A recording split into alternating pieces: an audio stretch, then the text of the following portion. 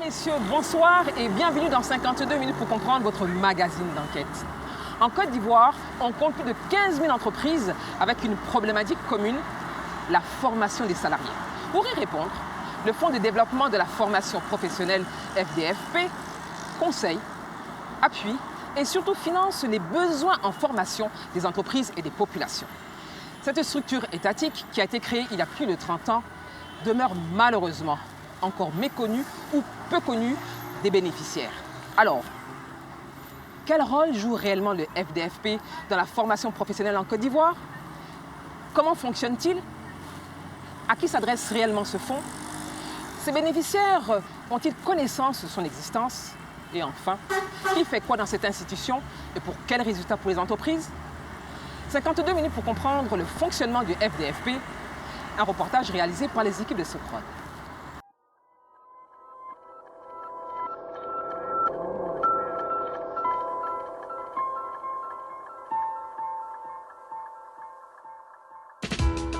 En Côte d'Ivoire, on compte plus de 15 000 entreprises, avec une problématique commune, la formation des salariés. Pour pallier le problème, une structure étatique appuie, conseille et finance les besoins en formation des entreprises et des populations. Le FDFP, le Fonds de développement de la formation professionnelle. À Bingourou, à 210 km d'Abidjan. Depuis 3 mois, 25 électriciens de la ville suivent une formation théorique et pratique en technique d'installation électrique. Aujourd'hui, on va faire simplement le TP. On va câbler ce montage-là pour que demain, vous puissiez câbler ça dans les maisons. Ou bien, comme on a dit là, on le trouve souvent dans les couloirs, dans les hôtels, dans les grands halls. Denis est enseignant en électricité d'équipement depuis 22 ans. Son objectif est de professionnaliser son auditoire.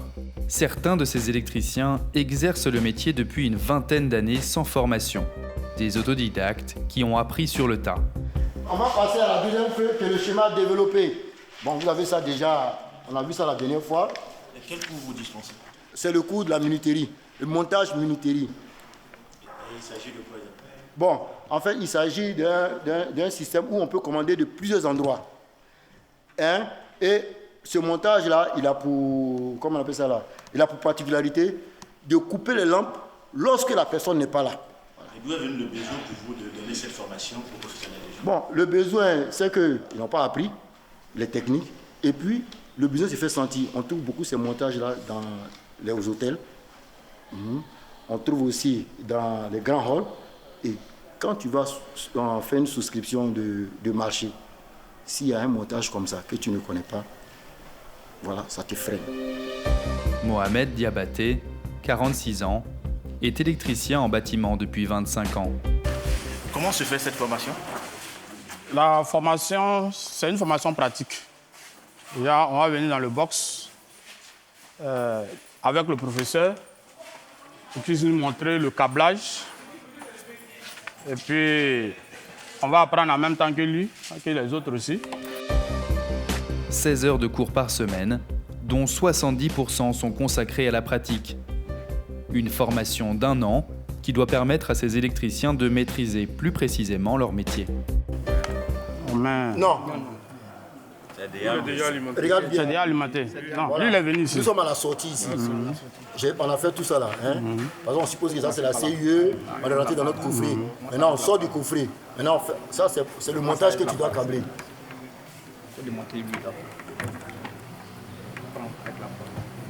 Et lui de prendre le 10 ampères. Pardon, excusez-moi. L3. Voilà. C'est vu? Oui, Tu peux coupé. essayer maintenant. Voilà. Il faut se référer toujours au schéma. Vous avez réussi à faire l'exercice? Oui, nous avons réussi à faire l'exercice. Nous tous avons constaté que la lampe a allumé. Vous n'avez pas trouvé que c'est un peu difficile à votre âge? Bon, je pense qu'en matière d'électricité, on ne finit jamais d'apprendre. Tant que nous sommes dans le domaine, puisqu'il y a les nouvelles technologies. Donc, il faut que nous continuions, nous avançons aussi, nous apprenons aussi avec cette nouvelle technologie-là. Et comment vous avez fait pour bénéficier de ce projet? Bon, le projet, nous sommes une structure bien structurée. Les électriciens d'Abangourou, on a un syndicat dont nous avons approché la Chambre des métiers. Donc, c'est la Chambre des métiers maintenant qui a fait le lobbying entre le FDFP et le CFP d'Abangourou. OK, donc je vais aller sur un chantier. Plus de 190 électriciens d'Abangourou bénéficient de cette formation de mise à niveau. Le FDFP existe depuis 1991 et dispose d'un budget de 38 milliards de francs CFA. Il conçoit, organise, gère, oriente et met en œuvre la politique de formation en Côte d'Ivoire. Ses missions, financer, contrôler et évaluer les plans et projets de formation pour la revalorisation des ressources humaines. Les bénéficiaires sont des salariés d'entreprise, des artisans et la population active. Siège du FDFP, Abidjan, Treichville. Natacha est conseillère en formation depuis plus d'1 an. Chaque jour, elle accueille, gère les réclamations et renseigne les entreprises. Ce que j'aimerais savoir, une fois que le plan a été déposé à votre niveau, comment est-ce que ça doit se passer maintenant? En fait, en ce moment-là, vous avez déjà l'accusé de réception. Vous pouvez commencer la formation, quitte après à vous faire rembourser. Voilà, c'est vous qui payez la formation, oui, et le FDFP rembourse après. Voilà, tout simplement. Allez, passez une bonne journée, monsieur. À bientôt. C'était qui au défi? C'est une entreprise qui a déposé un plan de formation. Donc cette entreprise-là souhaitait connaître des petits détails concernant son plan, notamment comment ils vont procéder à la formation. La plupart des entreprises, en fait, pensent que le FDFP doit payer la formation pour eux, alors que le FDFP n'intervient qu'en remboursement. C'est-à-dire l'initiative du paiement leur revient et le FDFP vient après pour rembourser. En parlant du plan de formation, qu'est-ce que vous apportez concrètement aux entreprises? Vous leur proposez des formations, comment ça se passe? Alors, le FDFP finance la formation professionnelle. Donc, le besoin vient des entreprises et le FDFP leur les accompagne dans leurs besoins en formation. En général, les entreprises qui viennent vers nous, surtout en ce moment de l'année, les entreprises viennent déposer leur plan de formation. Un plan de formation, c'est un document qui récapitule les besoins en formation de l'entreprise et qui ce plan leur permet d'agir en fait sur leurs compétences, sur les compétences des salariés des entreprises. En général, les entreprises ont un but, elles veulent accroître leur compétitivité et elles ont besoin de formation dans ce sens.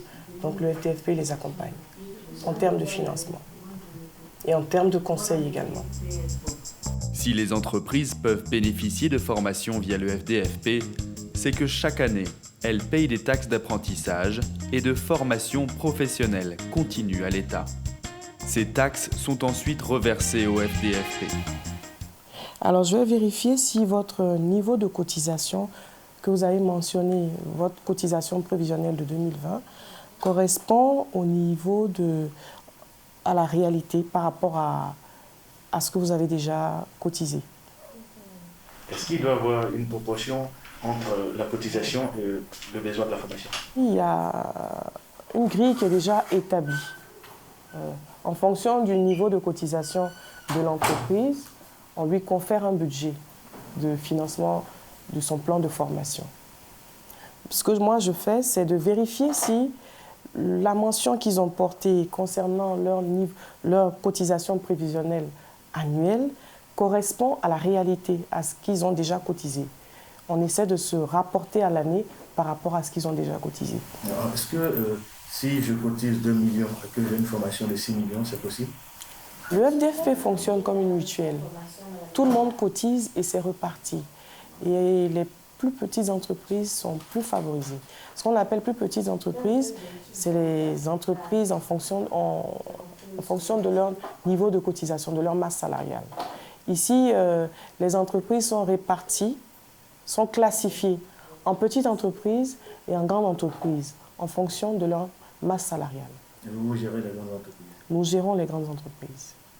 Les grandes entreprises, ça part d'un niveau de cotisation de 150 000 francs, au-delà de 150 000 francs l'année. Pour réaliser les formations, le FDFP s'appuie sur des organismes professionnels sur lesquels ils ont enquêté et qui font partie de leur base de données. Vous avez une formation en habilitation à la sécurité et à la conduite des chariots élévateurs. Ça doit être fait par CPMA en intra. Ok, je vais vérifier si CPMA est habilité dans le domaine en question. Et d'où vous avez venu le besoin de formation? Nous avons des collaborateurs qui utilisent des chariots élévateurs. Et comme nous avons plusieurs ouvertures, chaque année, nous essayons de former au fur et à mesure les nouvelles personnes qui sont amenées à conduire ces engins. Et ça fait combien d'années que vous collaborez avec le Depuis 2015. Quels sont les problèmes que vous avez rencontrés? Jusque-là, nous n'avons pas rencontré de problème majeur. Tout va bien? Tout va bien. Chaque année, vous venez déposer le plan de formation? Oui, chaque année, nous venons. Et ça prend combien de temps avant que cela ne soit validé? Environ 2 mois. 2 mois. Cette année, c'est une formation de combien de personnes? La formation chariot élévateur concerne 20 personnes cette année. C'est vous qui identifiez l'entreprise, la structure qui va former ou c'est Non, c'est nous qui l'identifions. C'est une entreprise c'est un cabinet avec qui on travaille depuis notre ouverture, qui est déjà approuvé au niveau des formations. Donc chaque année, on essaie de former de nouvelles personnes. Dans ce bureau, les agents sont responsables d'une trentaine de dossiers chacun. Laurence travaille au FDFP depuis 15 ans. Elle s'assure de la conformité des cabinets de formation. Pour former les travailleurs, il faut répondre à plusieurs critères. Où vous allez ce matin? Nous allons en visite d'habilitation, en visite des opérateurs de formation. Nous allons visiter 3 cabinets ce matin. À quoi consiste cette visite? La visite d'habilitation est une visite de conformité pour vérifier l'existence physique du cabinet de formation. Nous allons vérifier s'il est bien dans les locaux qu'il nous a signifiés lors du dépôt de sa demande d'habilitation. Ensuite, nous allons vérifier si les équipements pédagogiques nécessaires à la formation sont chez lui. L'habilitation est renouvelable chaque année. Laurence visite en moyenne 5 cabinets par jour. Pour ce cabinet, c'est sa première demande. Alors Laurence va passer au crible chaque pièce. Bonjour, monsieur. Nous allons, c'est le FDFP. On a rendez-vous ce matin pour votre visite d'habilitation. Merci. Laurence a prévenu le cabinet de son passage. L'accueil est très courtois et la visite commence immédiatement. D'accord, donc on commence directement. Oui. Il n'y a pas de problème, je vous suis. Donc ça, c'est votre salle de formation. Excusez-moi, je vais prendre note. Vous avez combien de salles? On a une salle. La salle de formation, vous en avez une, d'accord. Donc une salle de formation, géoprojecteur. Des locaux nickel, une inspection minutieuse, jusque dans les toilettes. Les toilettes, tout ça c'est important. Les toilettes, c'est nécessaire.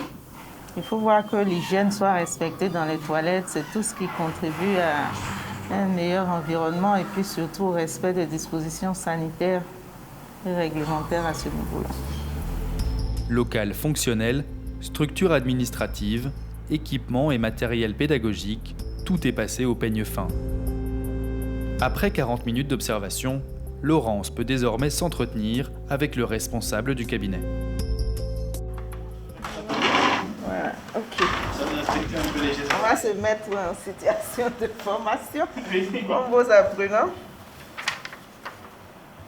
D'accord, donc Monsieur Conan, votre comptable nous a fait faire le tour de vos locaux. Nous allons vous faire le point de ce que nous avons relevé. Une salle de formation de 20 places qui est équipé d'un vidéoprojecteur, d'un écran de projection, d'un tableau à marqueur. Pourquoi vous avez décidé de vouloir travailler avec le FDFP? Depuis la fin de l'année 2020, nous avons initié certaines formations pour sonder aussi les clients pour voir effectivement leurs besoins en formation.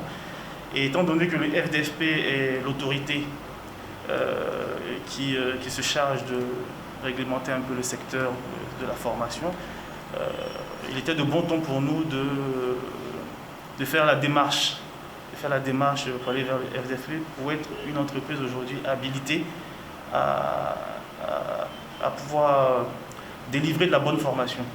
Voilà. Donc c'est pour ça que on cherche aussi effectivement à proposer la formation dans plusieurs secteurs d'activité. Et puis aujourd'hui la formation, je dis, c'est un peu la clé de la bonne performance pour nos clients et pour les entreprises en général. La formation est un véritable business, un marché en pleine croissance. Alors pour ce responsable, cette visite de Laurence, c'est du pain béni. Vous pensez que le FDFP doit vous apporter plus que vous l'avez auparavant? Bien entendu, parce que déjà, en termes de crédibilité, c'est un gage de crédibilité déjà d'être habilité au FDFP. Et puis on se dit que c'est une entreprise sérieuse et responsable qui permettra de pouvoir cadrer un peu l'orientation que nous sommes assignés. Une habilitation du FDFP crédibiliserait son entreprise et surtout le positionnerait rapidement sur le marché. C'est l'examen de passage pour cette visite de contrôle. Oui. Vous ne craignez rien, vous pensez que vous êtes passable? Bon, après, tout dépend du FDFP et puis de sa représentante ici présente. Mais bon, nous avons déposé un dossier en bonne et due forme. On a été convoqué une première fois pour avoir des ajustements. On a été prompt. Je pense qu'on a déposé un dossier avec toutes les pièces conformes. Et puis après, de manière très humble, nous laissons aussi peut-être la parole à Madame Aïvouli pour nous dire effectivement est-ce que nous sommes dans la bonne direction. Mais bon, nous avons travaillé pour, en tout cas, tout tenter pour avoir cette habilitation qui nous est chère. Laurence ne se prononcera pas, car la décision ne lui revient pas. Donc, à bientôt. Voilà, on vous tiendra informé pour le reste, la suite de la procédure. Ça sera pour bientôt. Nous pensons, oui, qu'une commission se réunira bientôt pour siéger sur ces dossiers. Okay. Merci. Nous allons vous présenter à la commission permanente qui, elle, décidera de votre sort, si je puis m'exprimer ainsi. Pour qu'un cabinet soit habilité à dispenser des formations, il faut qu'il existe légalement, c'est-à-dire qu'il soit enregistré en tant que tel auprès de l'administration, qu'il existe physiquement, c'est-à-dire que ses locaux répondent aux normes exigées, et que sa capacité formative soit attestée par le profil des intervenants, entre autres. Une fois tous ces éléments réunis, le dossier peut être présenté devant la commission permanente. Autour de la table, le secrétaire général du FDFP et 8 directeurs de département. La préparation de la prochaine séance d'information au cabinet nouvellement habilité.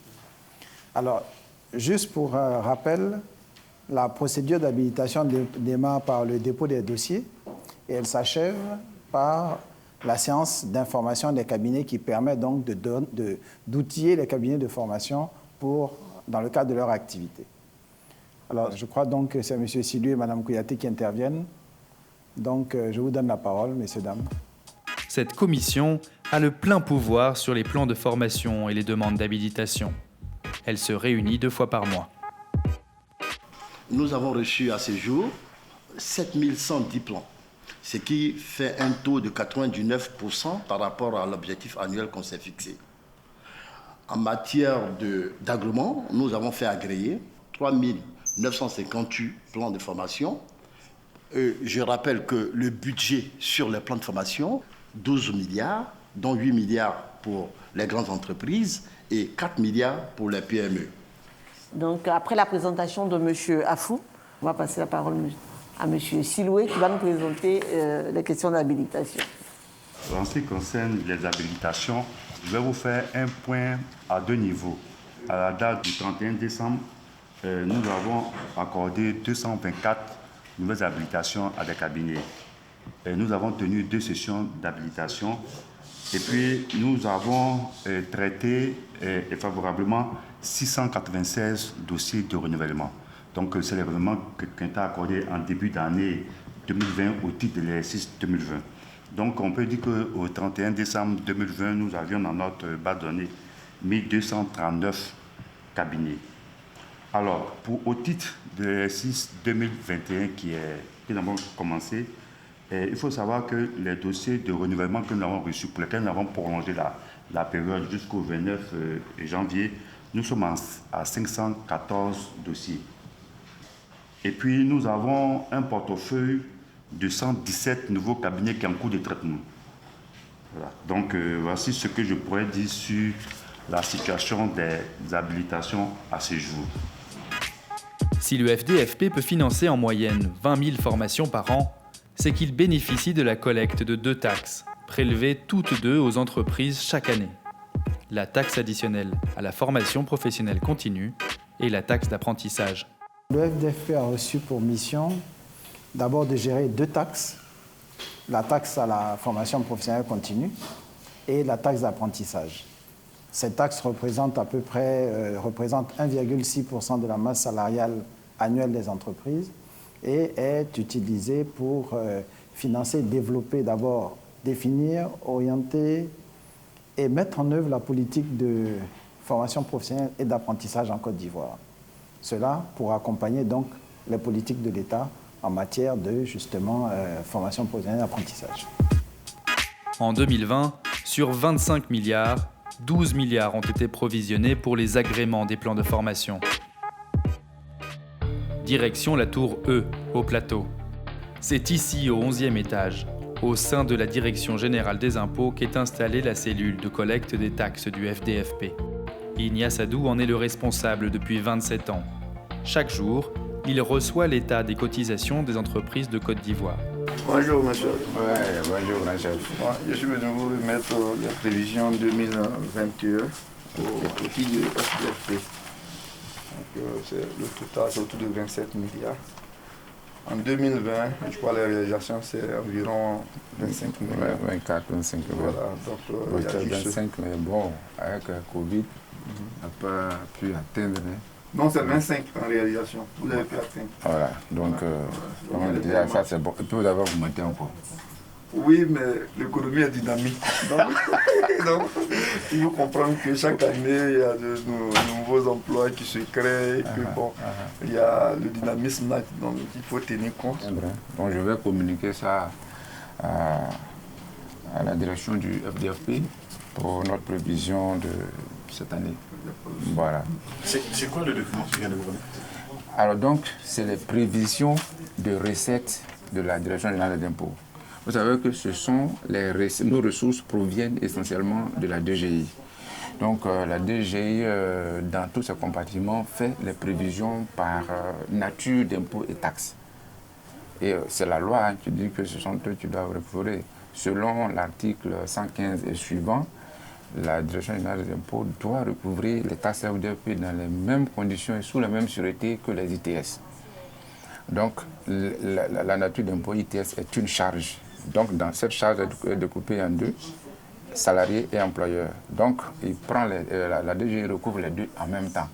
Donc la prévision de l'année suivante, il nous donne l'information et moi je transmets à la direction du FDFP pour la prise en compte dans les ressources attendues au titre de l'année. Donc ces prévisions, cette année, vous êtes à combien? Ils nous demandent, enfin ils ont dit qu'ils vont faire 27 milliards 9. Comme recette. Comme recette. Et donc le FDFP va tenir compte de ça dans son fonctionnement. Puisque c'est ce que les entreprises vont apporter et c'est ce qu'on doit leur rétrocéder aussi. Dans le budget de fonctionnement, le FDFP cette année va se lever à 27. Tu dois tourner autour de ça. Cette cellule n'intervient pas directement dans la collecte des taxes.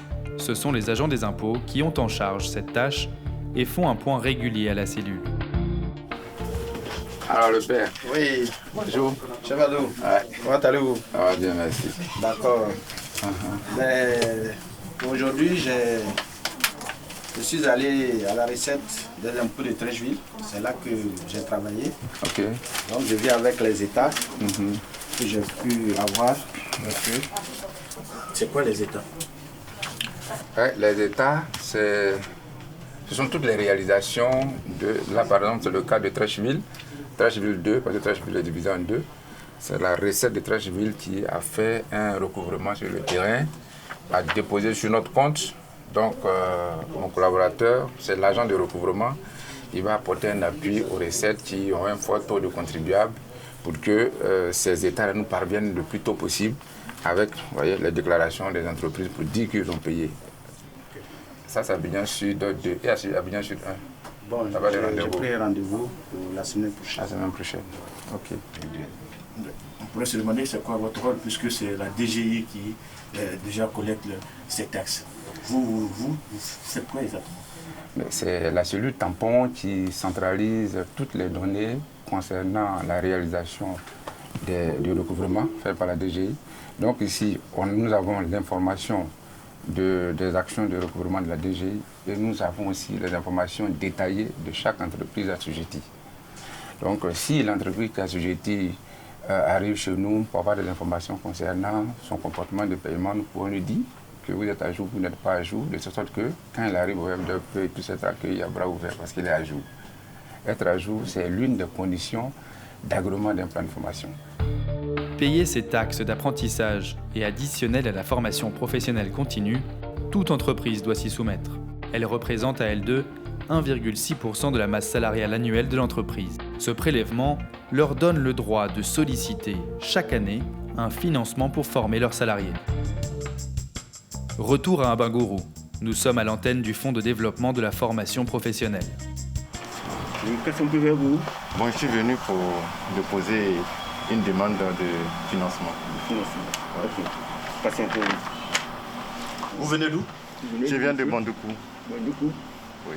Et vous êtes venu pour déposer une demande de financement au FDFP ici. Financement, vous financez quoi exactement? Financement des projets de jeunes. Vous êtes quelle structure? C'est de la mairie de Bandoukou. Et dans quel cadre, d'où est venu le besoin pour vous de venir demander un financement de projet pour la jeunesse? Cela est venu de ce que les jeunes font vraiment la demande. Et chaque fois, ils nous sollicitent pour pouvoir les aider, les encadrer. Et dans ce cadre-là, on a pensé que monter un projet et demander le financement du FDFP pouvait vraiment aider ces jeunes-là à entreprendre. Surtout que ces jeunes ont déjà reçu une formation. Donc ce serait vraiment l'idéal pour eux d'avoir un métier, de pouvoir travailler et s'autosuffire. Jean-Claude Cassi est responsable socioculturel à la mairie de Bandoukou. Ce matin, il est là pour un dépôt de projet de formation de 150 jeunes de sa ville. Monsieur Cassi, vous allez présenter votre projet afin que nous puissions connaître les motivations réelles et les besoins réels pour lesquels vous sollicitez le FDFP. Il y a un grand besoin des jeunes. Chaque fois, ils sollicitent le maire pour pouvoir financer leurs projets, pour pouvoir financer leurs idées d'affaires. Et étant donné que le besoin s'est fait vraiment sentir, on a souhaité les aider en montant un projet en vue de mieux les former et puis les aider à s'installer. D'accord. Comment avez-vous su que le FDFP pouvait financer ce genre de projet? Moi, on a su cela de ce que certains amis nous ont parlé un peu de cela.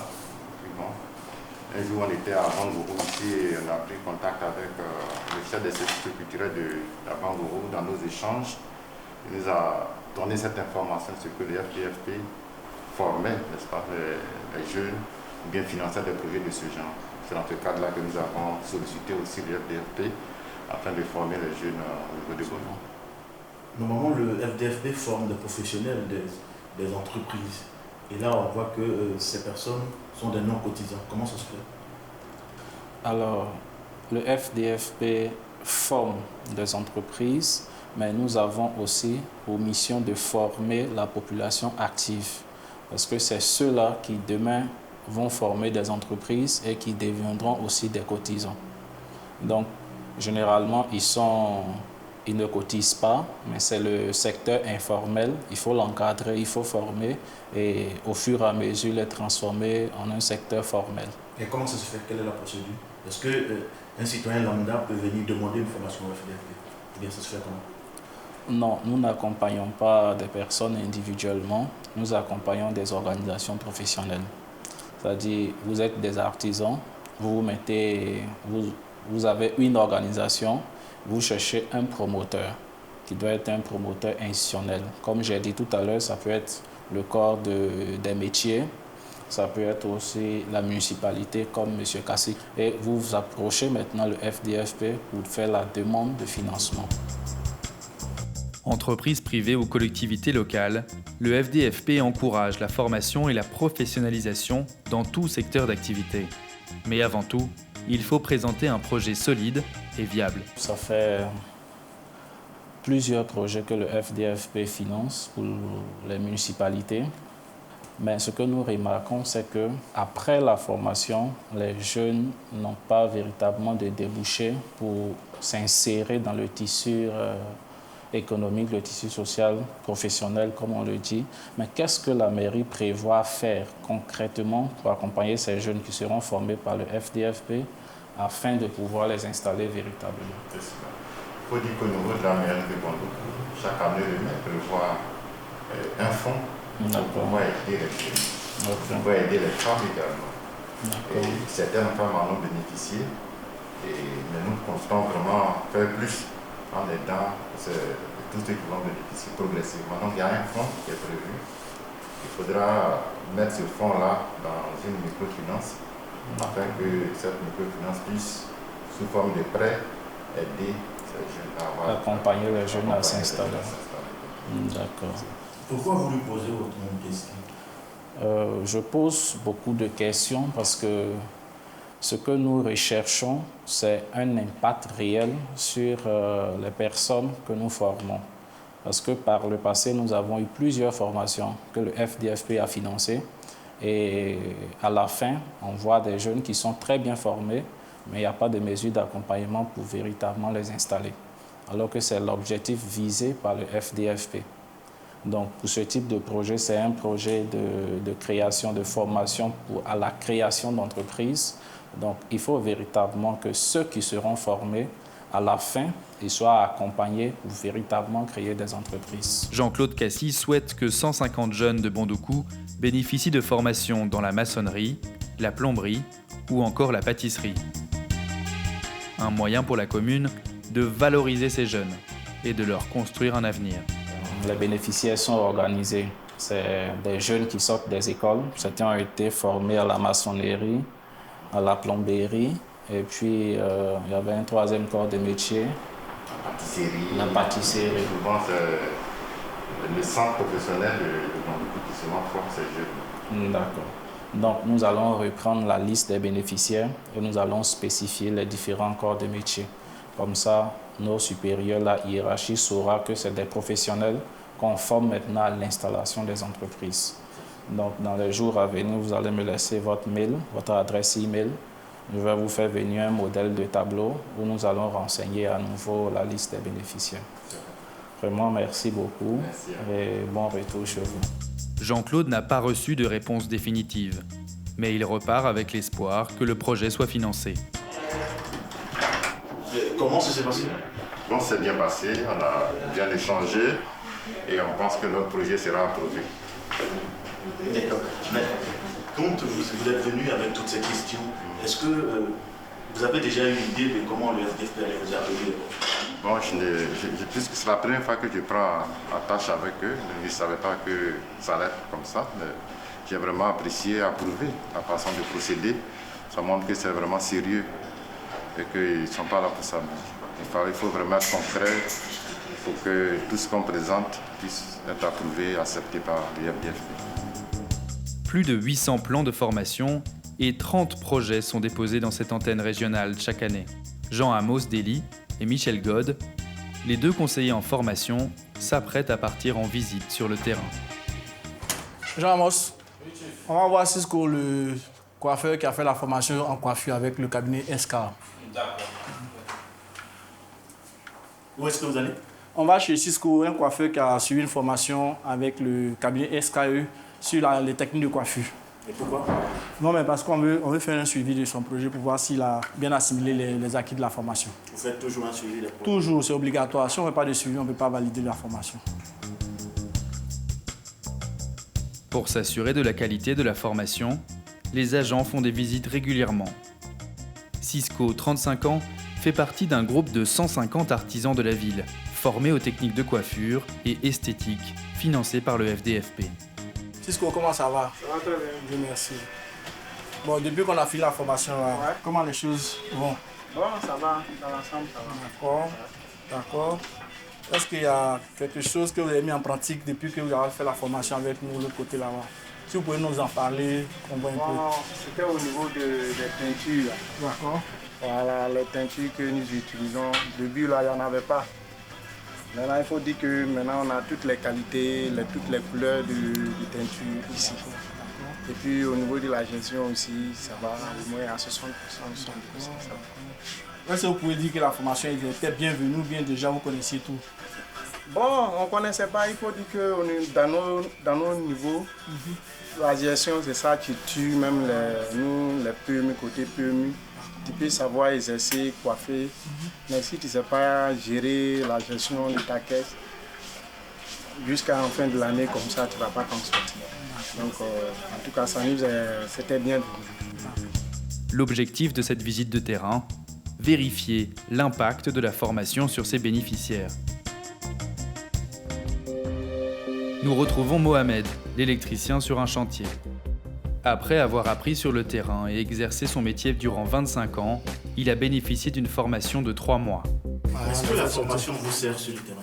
Oui, la formation nous sert. La formation nous sert. Il vient compléter, en fait, ce que nous avons déjà appris. Voilà. Sinon, on a appris beaucoup. Il faut de la vérité, nous avons appris beaucoup. Donc, on vient, on met un peu... Qu'est-ce qui a changé dans votre manière de faire depuis que vous êtes en première formation? Bon, je peux dire que c'est une complémentarité parce que déjà moi, ça me fait près de 25 ans de formation. Donc, comme j'ai dit, nous sommes partis apprendre pour avoir un plus. Voilà, sinon, en tout cas, par rapport aux minuteries, tout à l'heure, c'est comme nous avons fait la formation. Ça fait un plus sur notre activité. Ce plus n'est pas négligeable, car il permet à Mohamed de proposer un service professionnel à ses clients, qui sont majoritairement des particuliers. Et dans le secteur de l'électricité, c'est important, car une mauvaise installation pourrait avoir de graves conséquences. Et vous avez combien de chantiers comme ça? Bon, il faut dire à Bengouri ici, à la grâce de Dieu, j'ai au moins une dizaine de chantiers comme ça. Ici, c'est un hôtel. L'hôtel fait autour de 59 chambres, avec 2 réceptions. Je viens de finir un hôtel qui faisait 22 chambres. Et avec un chantier, vous pouvez avoir combien?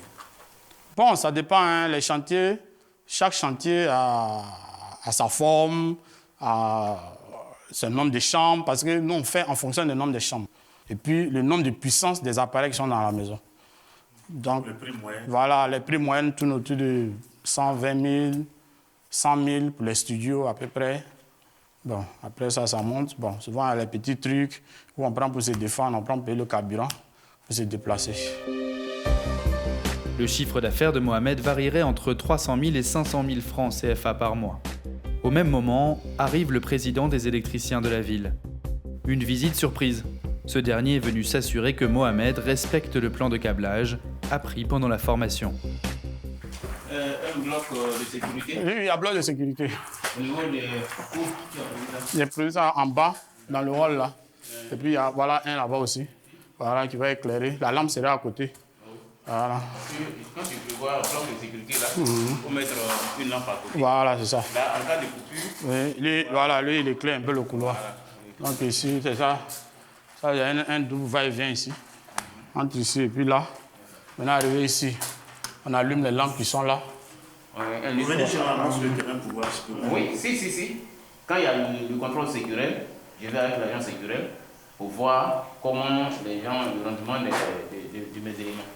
Et en fonction de ça, s'il y a des choses qu'on fait des conseils à donner, je leur donne des conseils. Et c'est comme ça qu'on travaille. Et même pendant les réunions, je les appelle Et je leur dis, bon, voilà ce qu'il y a, voilà ce qu'il y a, voilà ce qu'il y a, voilà comment il faut se comporter. De sorte que quand ils vont ailleurs,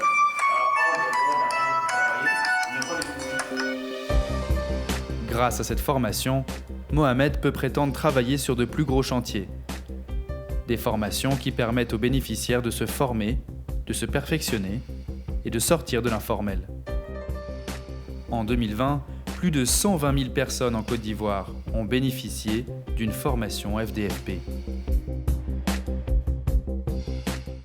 Mesdames, Messieurs, je me trouve ce soir au siège du Fonds de développement pour la formation professionnelle FDFP et à mes côtés son secrétaire général, M. Ange Léonide Barry-Battesti. Bonsoir, M. Barry-Battesti. Bonsoir, Madame Hervaux. Merci de nous recevoir chez vous.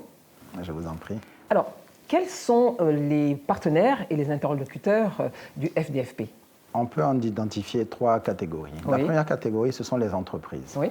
Les entreprises de Côte d'Ivoire qui payent la taxe à la formation professionnelle continue et à l'apprentissage et qui, normalement, bénéficient des retombées de leur cotisation. Et donc, des actions sont financées à leur profit, sur la base de plans de formation ou sur d'autres produits. La deuxième catégorie, ce sont les cabinets de formation. Oui. Ce sont également des partenaires qui réalisent des actions de formation agréées par le comité de gestion du FDFP.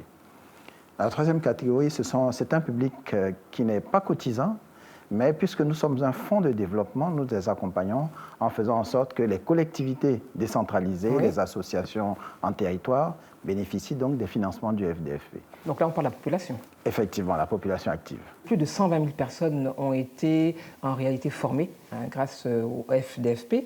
Alors, est-ce qu'on va dire aujourd'hui que tout va bien? On peut dire que tout va bien. Mais bon, tout va bien, ça va. C'est relatif. Ouais, c'est relatif, parce que nous avons pu réaliser, effectivement, reprendre une vitesse de croisière en matière d'agrément, en matière de financement. Mais, vous savez, les ressources, plus on travaille et plus on se rend compte qu'on n'a pas suffisamment de ressources. Et donc, tout va bien, ça veut dire aussi rechercher des ressources additionnelles pour continuer donc, de couvrir l'ensemble des besoins de la population ivoirienne. Alors, on se rend compte que le monde, je dirais, la formation est devenue c'est un vrai business. Il y a un marché en pleine croissance. Alors, c'est tellement, je dirais, sérieux. Comment peut-on être sûr que les cabinets qui ont aujourd'hui ce sésame, cet agrément, ils méritent réellement d'avoir votre soutien, votre appui et vos conseils et, je dirais, également votre financement? La première chose, c'est l'habilitation que nous donnons. Oui. Cette habilitation est une présomption de compétence qui est attribuée au cabinet sur la base de visites et de constats de l'effectivité de l'existence réelle du cabinet. Donc attesté donc par, comme je disais tout à l'heure, une visite, et puis des éléments relatifs à la constitution du cabinet. D'accord. Donc administratif? Administratif et technique. Oui. Donc la capacité de formation et ainsi de suite. La deuxième chose, c'est que les actions de formation, une fois réalisées, font l'objet de contrôle. D'accord. Voilà, donc nous avons des agents qui sont sur le terrain, qui vérifient l'effectivité de la formation et la conformité donc des actions réalisées au regard des décisions qui ont été prises par l'organe de décision du FDFP. C'est à la suite de ça que nous pouvons payer les actions de formation. Donc il y a un contrôle. On a vu dans ce reportage une visite terrain. Alors le cabinet, évidemment, il a été sans doute informé, donc bien préparé. Tout était vraiment bien tenu sur le plan administratif. Les salles, évidemment, elles étaient bien présentées.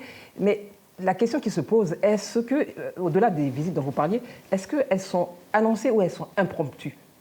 Il y a les deux. Il y a un peu des deux. La première visite, la visite donc, qui nous permet de donner l'habilitation, est une visite prévue. Et donc, on a le temps de se préparer. Effectivement.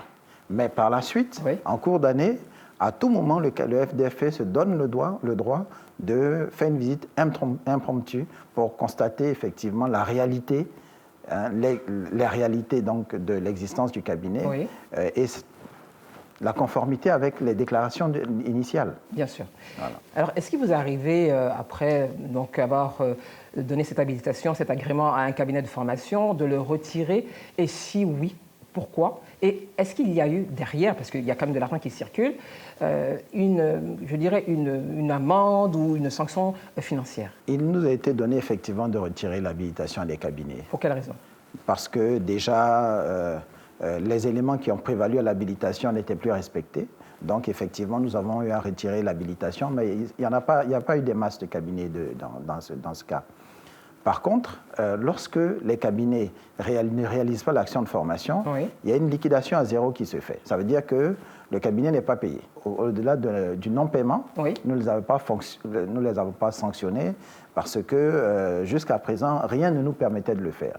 Certaines structures qui auraient donc des experts agréés, reconnus, ne bénéficieraient pas facilement de cet agrément, qui est un sésame aujourd'hui pour la formation, et affirment devoir être cooptés. Est-ce que c'est de la rumeur, de la médisance, de la fiction? Comment cela se passe réellement? Bon, déjà, l'habilitation du FDFP, c'est une procédure totalement gratuite.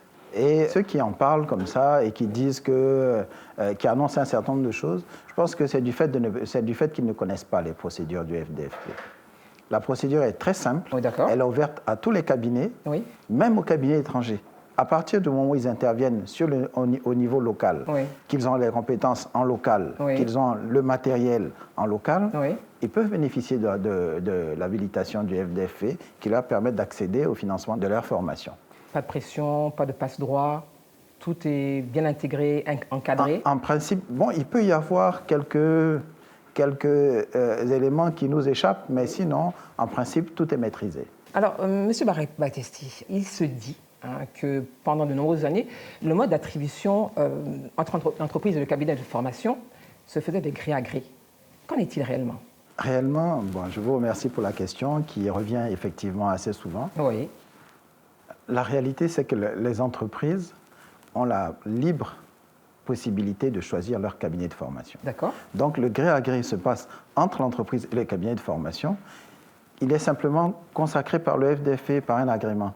Donc, chaque entreprise a le libre choix des cabinets en fonction des domaines, en fonction de ce qu'elle veut faire, le libre choix de son cabinet. Notre exigence, c'est que le cabinet choisi bénéficie de l'habilitation du FDFP, qu'il soit reconnu par nous, qu'il soit dans notre base de données. À partir de ce moment, la loi permet effectivement donc, de financer la formation pour le compte de l'entreprise qui choisit. Donc, pour vous, il est suffisant d'avoir ce sésame pour le cabinet de formation pour que vous validiez donc le plan de formation requis par l'entreprise. C'est bien ça? Ça, c'est la première étape. Oui, et la seconde? La seconde étape, c'est le contrôle de réalisation. Et au niveau du contrôle de réalisation, nous nous assurons que l'action a bien été réalisée conformément aux éléments de l'agrément, c'est-à-dire en termes de durée, en termes de nombre de participants, en termes de profil de l'intervenant également. Parce qu'en fonction de l'intervenant, vous serez plus ou moins payé. Un bac plus 4 sera certainement mieux payé qu'un bac plus 2. Et donc, ce sont ces éléments que nous vérifions au niveau du contrôle avant donc de payer, de procéder au paiement de l'action de formation réalisée. Donc c'est un peu comme vous faites un peu de la police, on dirait, ou les gendarmes dans l'exécution, je dirais, de cette formation et surtout du respect des normes que vous avez édictées. Tout à fait. Puisque nous parlons de financement, il faut nous assurer que le financement a été utilisé de la façon la plus judicieuse possible. Alors, toutes les entreprises sont prélevées à la base, et je pense que, sauf erreur de ma part, et quand on cumule, c'est 1,6% de la masse salariale annuelle des entreprises. C'est bien cela? Tout à fait. Alors, est-ce qu'il existe un mécanisme pour informer les entreprises qui ne sauraient pas qu'il existe cette possibilité de se former alors qu'elles cotisent? Et il existe un mécanisme puisque nous avons des conseillers en formation qui ont pour mission justement de faire cette action d'information auprès de nos clients. Est-ce que derrière vous êtes sûr que cette information, elle circule et qu'elle arrive réellement aux entreprises? Alors quand on regarde le nombre de plans de formation que nous finançons chaque année, qui est en croissance permanente, et le nombre de projets qui est également en croissance permanente, on peut dire qu'effectivement, cette information est effective sur le terrain. Et pour nous assurer que notre action soit relayée partout, nous nous appuyons sur les cabinets de formation qui sont nos partenaires également. Et donc, à l'issue des séances, à l'issue des habilitations, ils reçoivent une formation qui leur permet, eux également, d'être le porte-parole du FDFP, je dirais ça comme ça. Voilà. De sorte que les entreprises les plus reculées, les populations les plus reculées soient visitées par les cabinets de formation qui nous ramènent des besoins qui puissent être financés. Mais évidemment, avant donc de financer ces activités, il y a, je le disais tout à l'heure, il y a une mission d'identification qui est diligentée pour nous assurer de l'effectivité des besoins, de la réalité de l'existence des personnes qui vont en bénéficier, de la conformité de l'action qui va être réalisée avec les plans régionaux de développement, et ensuite, donc, nous procédons au financement de l'action de formation. C'est pour ça que, des fois, les délais entre l'identification ou le dépôt au FDFP et l'agrément peuvent être un peu longs. Justement, on parle de 2 mois pour certains plans de formation et pour avoir cette habilitation, votre validation. Est-ce que ce n'est pas trop long? Ce n'est pas trop long parce que les plans sont agréés dans des délais raisonnables. Ce que nous allons plus loin parce que nous essayons de faire en sorte, avec les entreprises, en formant les DRH, d'avoir des besoins prévisionnels. Dans ces conditions-là, ça nous permettra de financer les actions de formation avant même qu'elles ne soient réalisées. Est-ce que la digitalisation ne pourrait pas aussi vous servir à toucher davantage de personnes? C'est justement notre chantier. Nous avons déjà abordé ce chantier en digitalisant l'ensemble de nos processus. Aujourd'hui, les entreprises n'ont plus besoin de venir au FDFE pour déposer un plan de formation. Elles le déposent en ligne. Voilà, donc ça, c'est un premier élément. Au cours de l'année 2021, nous allons faire en sorte que l'ensemble des autres processus du FDFP soient digitalisés, doivent dématérialisés. Sur ce plateau de 52 minutes pour comprendre, que pouvez-vous dire aux entreprises qui veulent être performantes concernant la formation de leurs salariés? Je leur dirais déjà que nous sommes disposés à les recevoir. Nous avons des conseillers en formation qui vont dans les entreprises, qui les rencontrent et qui permettent donc d'identifier leurs besoins pour leur prise en compte. Merci, M. Barry Battesti, de nous avoir reçus et d'avoir répondu à nos questions. Merci, Madame Herveau. Alors, je rappelle que vous êtes le secrétaire général du Fonds de développement de la formation professionnelle FDFP. Mesdames, Messieurs, merci d'avoir suivi ce numéro de 52 minutes pour comprendre. Sans formation adéquate, il est difficile d'être performant, encore moins compétitif, pour toute entreprise ambitieuse, et des structures pour y arriver existent en Côte d'Ivoire. Pour revoir le numéro de ce soir, rendez-vous sur la chaîne YouTube de la RTI, son site internet www.rti.ci et bien sûr la page Facebook de 52 minutes pour comprendre. Nous nous retrouvons dans 15 jours pour un autre numéro de 52 minutes pour comprendre. En attendant, restez sur RTI 1 pour la suite de ces programmes, mais surtout, n'oubliez pas de respecter les gestes barrières car le coronavirus circule toujours activement dans notre pays. Bonsoir à tous.